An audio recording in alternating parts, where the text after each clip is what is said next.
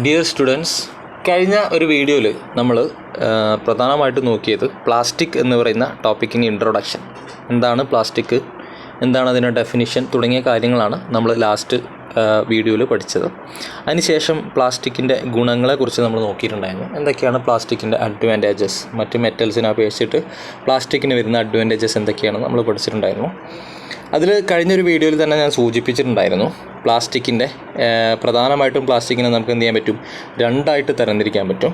ഒന്ന് thermo plastic എന്നും പിന്നീട് ഒന്ന് തെർമോസെറ്റിംഗ് പ്ലാസ്റ്റിക് എന്നും. നമ്മളിപ്പോൾ ഈ ഒരു വീഡിയോയിൽ ജസ്റ്റ് അതിൻ്റെ ഒരു കമ്പാരിസൺ മാത്രമാണ് നോക്കുന്നത്.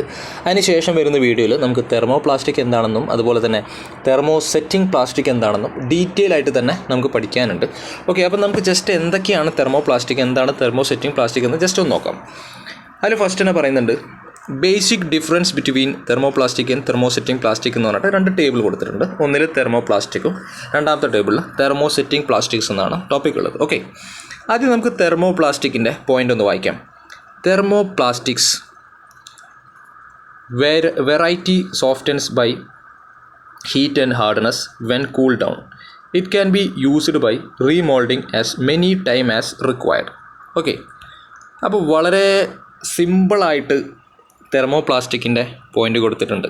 തെർമോപ്ലാസ്റ്റിക് എന്ന് പറഞ്ഞു കഴിഞ്ഞാൽ അതിലെ പോയിൻ്റ് ഞാൻ ഒന്നുകൂടി വായിക്കാം. അതായത് നമ്മളൊരു മെറ്റീരിയൽ ചൂടാക്കി ഉരുക്കി കഴിഞ്ഞ് നമ്മളൊരു പുതിയൊരു ഷേപ്പിലേക്ക് മാറ്റിയെടുത്തു. ആ ഷേപ്പ് കഴിഞ്ഞിട്ട് വീണ്ടും നമുക്കതിനെ ചൂടാക്കിയിട്ട് വീണ്ടും നമുക്ക് ഉപയോഗിക്കാം. അതിങ്ങനെ റീസൈക്കിൾ ചെയ്തുകൊണ്ടേ ഇരിക്കാൻ പറ്റും. അതാണ് തെർമോപ്ലാസ്റ്റിക്കിൻ്റെ പ്രത്യേകത. നമുക്ക് എത്ര പ്രാവശ്യം വേണമെങ്കിലും എന്ത് ചെയ്യാൻ പറ്റും, it can be used by remolding as many time as required. നമുക്ക് ഒരുപാട് തവണ നമുക്ക് എന്ത് ചെയ്യാൻ പറ്റും, അതിനെ റീമോൾഡ് ചെയ്ത് ഇങ്ങനെ എടുക്കാൻ പറ്റും. ഓക്കെ, അതായത് നമ്മളൊരു പ്ലാസ്റ്റിക് എടുത്തു, നമ്മുടെ വീട്ടിലൊരു ബക്കറ്റോ എന്തെങ്കിലും എടുത്തു, അതിനെ ഉരുക്കി കഴിഞ്ഞാൽ നമുക്ക് വേറൊരു ഷേപ്പിലേക്ക് മോൾഡിലേക്ക് ഒഴിച്ചാൽ വേറൊരു ഷേപ്പിലേക്ക് മാറ്റാൻ പറ്റും. അതിനുശേഷം നമുക്ക് നമ്മൾ ഉണ്ടാക്കിയിട്ടുള്ള ആ ഒരു പുതിയ ഷേപ്പിനെ വീണ്ടും ചൂടാക്കിയിട്ട് മറ്റൊരു ഷേപ്പിലേക്ക് മാറ്റാൻ പറ്റും. അതങ്ങനെ നമുക്ക് എന്ത് ചെയ്യാൻ പറ്റും, ഒരുപാട് തവണ ചെയ്യാൻ പറ്റും. ഓക്കെ, അത്തരം പ്ലാസ്റ്റിക്കുകളെ പറയുന്ന പേരാണ് തെർമോ പ്ലാസ്റ്റിക് എന്ന് പറയുന്നത്. നമുക്ക് വീണ്ടും വീണ്ടും റീസൈക്കിൾ ചെയ്ത് ഉപയോഗിക്കാൻ പറ്റുന്ന പ്ലാസ്റ്റിക്കാണ് ഏത്, തെർമോ പ്ലാസ്റ്റിക് എന്ന് പറയുന്നത്. ഓക്കെ, നമുക്ക് ഒരുപാട് തവണ എന്ത് ചെയ്യാൻ പറ്റും, ചൂടാക്കിയിട്ട് വീണ്ടും മോൾഡിലിട്ടിട്ട് വീണ്ടും എന്ത് ചെയ്യാൻ പറ്റും, നമുക്ക് യൂസ് ചെയ്യാൻ പറ്റും. അതിന് പറയുന്ന പേരാണ് എന്ത്, തെർമോ പ്ലാസ്റ്റിക് എന്ന് പറയുന്നത്. അപ്പോൾ സ്വാഭാവികമായിട്ടും എന്താണ് തെർമോസെറ്റിംഗ് പ്ലാസ്റ്റിക് എന്നുള്ള ഒരു ഐഡിയ നിങ്ങൾക്ക് കിട്ടിയിട്ടുണ്ടായിരിക്കും. നമുക്ക് തെർമോസെറ്റിംഗ് പ്ലാസ്റ്റിക്കിൻ്റെ പോയിന്റ് വായിക്കാം. Thermosetting plastics can not be reused. ആ ഫസ്റ്റ് പോയിന്റിൽ തന്നെ എല്ലാം പറയുന്നുണ്ട്. എന്താ പറയുന്നത്, thermosetting plastics can not be reused. Reuse എന്ന് പറയുന്ന പരിപാടി തെർമോസെറ്റിംഗ് പ്ലാസ്റ്റിക്കിൽ ഇല്ല. ഓക്കെ, എന്താണ് റീയൂസ് എന്ന് പറയുന്ന ഒരു പരിപാടി നമ്മുടെ തെർമോസെറ്റിംഗ് പ്ലാസ്റ്റിക്കിൽ ഇല്ല. ഓക്കെ, രണ്ടാമത്തെ പോയിന്റ് എന്താണ്, this variety requires A great pressure and momentary heat during moulding which hardens on cooling. എന്താണ് നമ്മുടെ ഈ തെർമോസെറ്റിംഗ് പ്ലാസ്റ്റിക് എന്ന് പറഞ്ഞു കഴിഞ്ഞാൽ അതിനെന്താണ്, നല്ല ഹൈ പ്രഷറിലാണ് നമ്മൾ മോൾഡിലേക്ക് ആക്കുന്നത്. ഓക്കെ, അതിനുശേഷം എന്തായിരിക്കും, അത് തണുപ്പിച്ച് കഴിഞ്ഞാൽ നല്ല ഹാർഡായിരിക്കും, നല്ല സ്ട്രോങ് ആയിരിക്കും തെർമോസെറ്റിംഗ് പ്ലാസ്റ്റിക് എന്ന് പറഞ്ഞാൽ. നമ്മുടെ തെർമോ പ്ലാസ്റ്റിക് എന്ന് പറഞ്ഞാൽ ചെറിയ പർപ്പസിനൊക്കെയാണ് ഉപയോഗിക്കുക. തെർമോസെറ്റിംഗ് പ്ലാസ്റ്റിക്കാണ് നമ്മൾ ഹാർഡായിട്ട് നല്ല സ്ട്രെങ്ത് വേണ്ട സ്ഥലങ്ങളിലൊക്കെ തെർമോസെറ്റിംഗ് പ്ലാസ്റ്റിക്കാണ് ഉപയോഗിക്കുക. പക്ഷേ അതിൻ്റെ ഒരു ദോഷം എന്ന് പറഞ്ഞു കഴിഞ്ഞാൽ നമ്മൾ ഒരു പ്രാവശ്യം ഉപയോഗിച്ച് കഴിഞ്ഞാൽ പിന്നീട് അത് റീസൈക്കിൾ ചെയ്യാൻ പറ്റില്ല.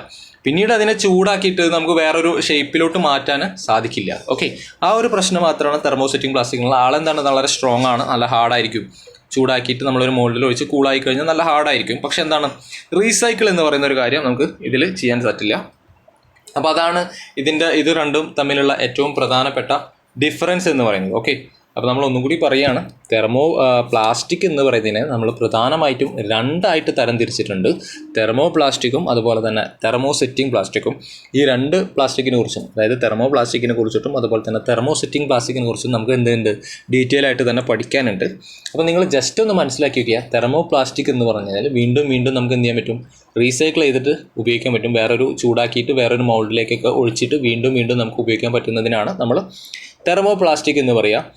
തെർമോസെറ്റിംഗ് പ്ലാസ്റ്റിക് എന്ന് പറഞ്ഞാൽ അതിനെന്താണ്, നമുക്ക് ഒരു പ്രാവശ്യം യൂസ് ചെയ്യാൻ പറ്റുള്ളൂ, റീസൈക്കിളും കാര്യങ്ങളൊന്നും ചെയ്യാൻ പറ്റില്ല. പക്ഷേ നല്ല സ്ട്രോങ് ആയിരിക്കും. നമുക്ക് കുറച്ച് സ്ട്രെങ്ത് വേണ്ട മേഖലകളിലൊക്കെ നമ്മളെന്താണ് തെർമോസെറ്റിംഗ് പ്ലാസ്റ്റിക്കാണ് ഉപയോഗിക്കുക. ഓക്കെ, അപ്പോൾ ഇത്രയും കാര്യങ്ങളാണ് നമ്മുടെ ഈ ഒരു വീഡിയോയിൽ വരുന്നത്.